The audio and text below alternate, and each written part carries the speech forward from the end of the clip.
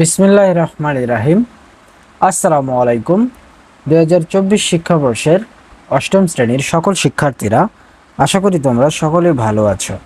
আজকে তোমাদের গণিত বইয়ের আরও একটি নতুন লেকচার নিয়ে আমি হাজির হলাম, রবিউল, তোমাদের রবিউল ভাইয়া। তো চলো আজকের লেকচার শুরু করা যাক।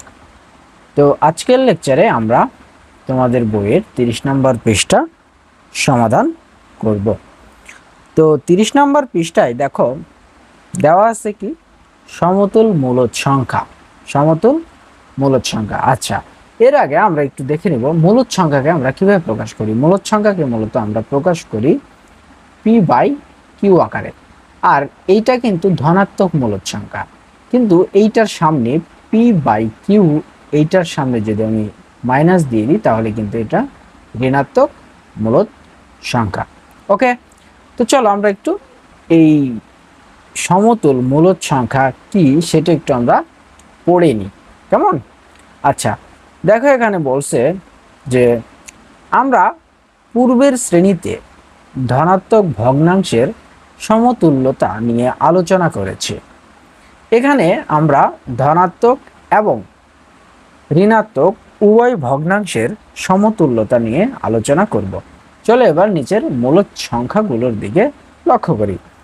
ঠিক আছে, মূলদ, তাহলে সমতুল ভগ্নাংশ বা সমতুল মূলদ। তাহলে দেখো তো এইখানে এই যে সংখ্যাগুলো আছে, তাই না? এই যে সংখ্যাগুলো আছে -3/4, এটাও কি, এটা একটা ঋণাত্মক মূলদ সংখ্যা বা সমতুল ভগ্নাংশ ঋণাত্মক।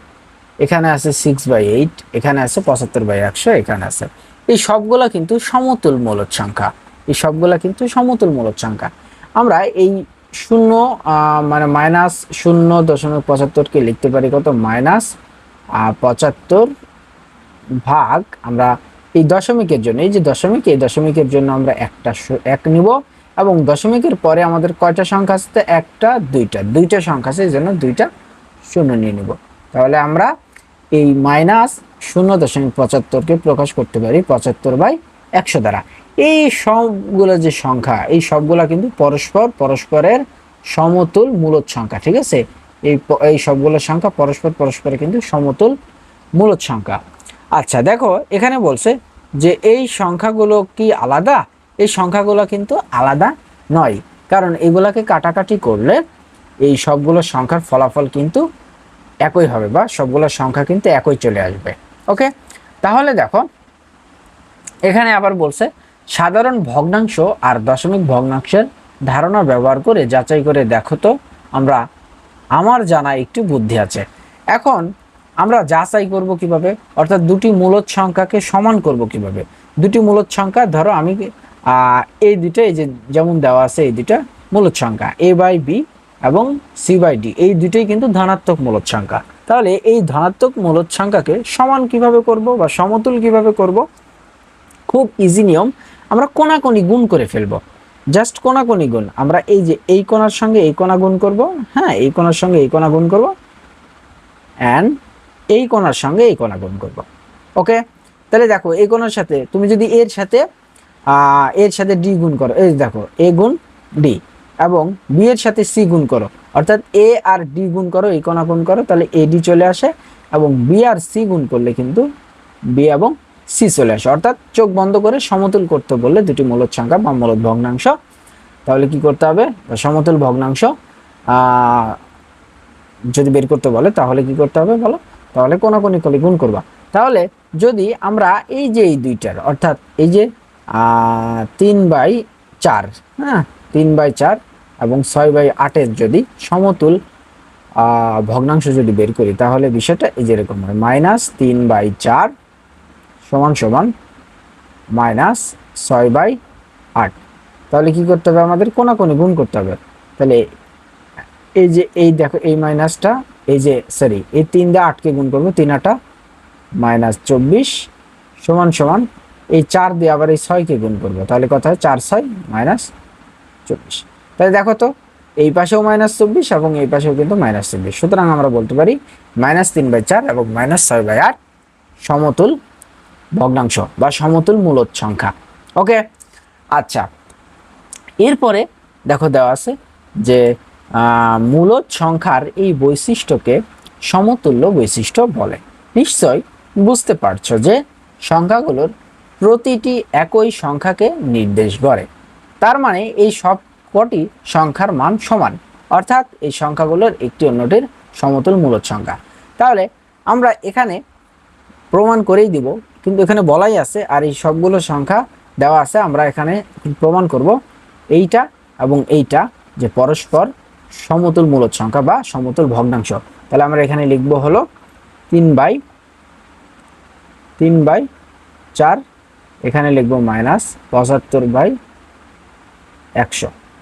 আচ্ছা, উভয় পক্ষ থেকে আমরা মাইনাসটা কেটে দিতে পারি, এই মাইনাস কেটে গেল, এখানে থাকলো কত বলতো 3/4, আর এখানে থাকলো, আচ্ছা এখানে যদি তুমি 25 দিয়ে কাটাকাটি করো বলো তো, 25 দিয়ে কাটলে এখানে কত, 5×25 কত হয় বলো, সরি 3×25 কত হয় বলো তো 75, এবং 4×25 কত হয় বলো তো 100। তাহলে আসে কত 3/4। দেখো তো এই 3/4 সমান সমান এই 3/4 আসতেছে না, সুতরাং আমরা বলতে পারি এই -3/4 এবং -75/100 সমতুল মূলদ সংখ্যা। তাহলে আমরা বলতে পারি এই সবগুলো সংখ্যাই পরস্পরের সমতুল মূলদ সংখ্যা, অর্থাৎ এই সবগুলোর ফলাফল কি হবে, সবগুলোর সঙ্গে মিলে যাবে, সবগুলোর ফলাফল সবগুলোর সঙ্গে কি হবে, মিলে যাবে। ওকে, আচ্ছা এরপরে আমাদের একটা একক কাজ আছে, একক কাজটা করে আমাদের এই লেকচার শেষ করব। দেখো একক কাজে বলছে সমতুল বৈশিষ্ট্য ব্যবহার করে নিচের ভগ্নাংশগুলো নির্ণয় করো। তো চলো আমরা একক কাজটা করে ফেলি চট করে। তো দেখো এখানে দেওয়া আছে কি বলতো, এখানে দেওয়া আছে হলো যে একক কাজ সমতুল বৈশিষ্ট্য ব্যবহার করে নিচের ভগ্নাংশগুলো নির্ণয় করি। ওকে, তো চলো আমরা একটা নির্ণয় করে ফেলি, একটা কেন সবগুলো নির্ণয় করব। তো দেখো আমরা প্রথমেই এখানে যেটা করব সেটা হলো একটু মুছে নিই, এটা ভালো হলো না। তো আমরা প্রথমে এখানে একটা কাজ করব, আমি বলি সেটা হলো এই সবগুলো সংখ্যার মধ্যে আমরা একটু নেতা টাইপের, অর্থাৎ একটু আছে না, মানে পাতি নেতা না, পাতি মাস্তান না, বড় মাস্তান আছে না, যে আসলে সে কাউকেই পরোয়া করে না, বা কেউ তাকে আসলে ভাঙতে পারে না, বা কেউ তাকে দমায় রাখতে পারে না, বিষয়টি এরকম। জাস্ট লাইক এখানে আমরা করব কি, যে এমন একটা সংখ্যা নির্বাচন করব যেই সংখ্যাকে কোনো সংখ্যা দিয়ে আর ভাগ যাবে না। দেখো তো এই 2/3, এই 2/3কে কি আসলে কোনো ইয়ে দিয়ে ভাগ যাবে বলো তো, ভাগ কিন্তু যাবে না, সুতরাং এই 2/3 একটা নেতা টাইপের সংখ্যা। ওকে, আচ্ছা এরপরে আমরা আরো একটা সংখ্যা নিব।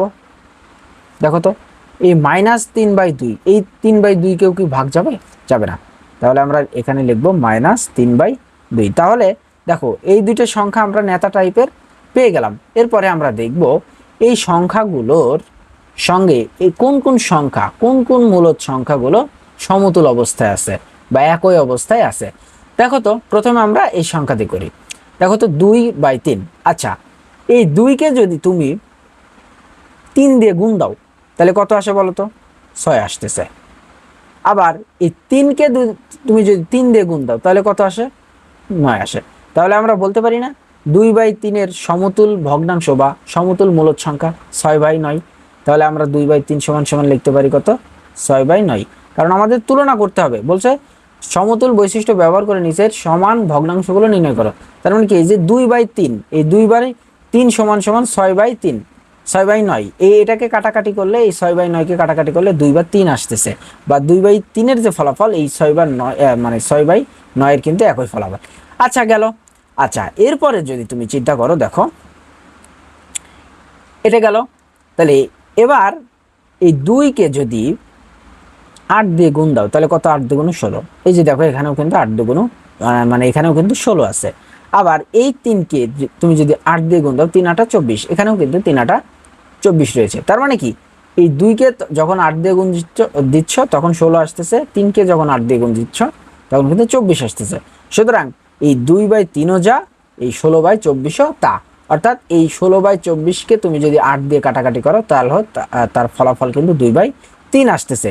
আর যদি কাটাকাটি না করো, এমনি যদি ক্যালকুলেটরে করো, এই অর্থাৎ 2/3 যা ফলাফল এই 16/24 তাই ফলাফল। সুতরাং আমরা বলতে পারি 2/3 সমান সমান 16/24, অর্থাৎ 2/3 সমতুল ভগ্নাংশ হবে 6/9 এবং 16/24 গেল। আচ্ছা, এরপরে এই গেল আমাদের ধনাত্মক। এরপরে আমরা একটা নেতা টাইপের সংখ্যা নিয়েছিলাম, সেটা হলো ঋণাত্মক। তাহলে 3/2 ম্যাক্সিমাম থেকে ম্যাক্সিমাম ক্ষেত্রে ঋণাত্মক সংখ্যাগুলোর কিন্তু সমান ভগ্নাংশ হয়। সুতরাং এই দুইটার মধ্যে কিন্তু পসিবিলিটি বেশি এই 3/2 এর, যেহেতু এটা 3/2 কিন্তু ঋণাত্মক। তো চলো এই দুইটার মধ্যে দেখি কোনটা কোনটা। এখন তুমি যদি এইখানে 5 দিয়ে গুণ দাও, কত দিয়ে? 5 দিয়ে। 3 5 কত বলো তো? এই যে 15। আর এরপরে তুমি যদি এখানে 5 দিয়ে গুণ দাও, 5 দুগুণ কত বলো তো? 10। তাহলে এই -3/2 যা -15/10 তাই। সুতরাং আমরা বলতে পারি -3/2 এর সমতুল ভগ্নাংশ বা সমতুল মূলদ সংখ্যা 15/10। তাহলে আমরা এখানে লিখব -15/10। আচ্ছা, এরপরে গেল এটা। এখন দেখো তো এখানে বাকি আছে কি -5/15। এমন কোন সংখ্যা এই 3কে গুণ যাবে যে যেই সংখ্যা দিয়ে 3কে গুণ দিলে তার ফলাফল 5 আসবে? আসবে না, অসম্ভব। সুতরাং আমরা বলতে পারি এই -3/2 -3/2 এর এই মানে সমতুল ভগ্নাংশ -5/15 হবে না। ইনফ্যাক্ট এটা কিন্তু কোনোটারই এই ধনাত্মকেরও কিন্তু সমতুল হবে না, কারণ এখানে এমনি মাইনাস আছে, এমনি চোখ বন্ধ করে তো সমতুল হচ্ছে না। ঠিক আছে, যেহেতু মাইনাস আছে তারপরেও কিন্তু এই 3কে গুণ করে কিন্তু 5 আসতেছে না। সুতরাং আমরা বলতে পারি যে 3/2 এটার সমতুল ভগ্নাংশ হবে 6/9, আবার এটার সমতুল ভগ্নাংশ হবে 16/24, অর্থাৎ এই তিনটা পরস্পরের সমতুল ভগ্নাংশ। আবার এইখানে যদি চিন্তা করো তাহলে -3/2 = -15/10, এই দুইটা আবার পরস্পরের সমতুল ভগ্নাংশ। তো আশা করি তোমরা বুঝতে পেরেছো। লেকচারটি ভালো লেগে থাকলে অবশ্যই চ্যানেলটি সাবস্ক্রাইব করে রাখবা, আর অবশ্যই হ্যাঁ একটি লাইক করে যাবা। আর যদি কিছু বলার ইচ্ছা থাকে তাহলে কমেন্টে তা জানিয়ে যাবা। খুব দ্রুত দেখা হবে নতুন একটি ক্লাস নিয়ে। ততক্ষণ পর্যন্ত ভালো থাকো। ধন্যবাদ সবাইকে।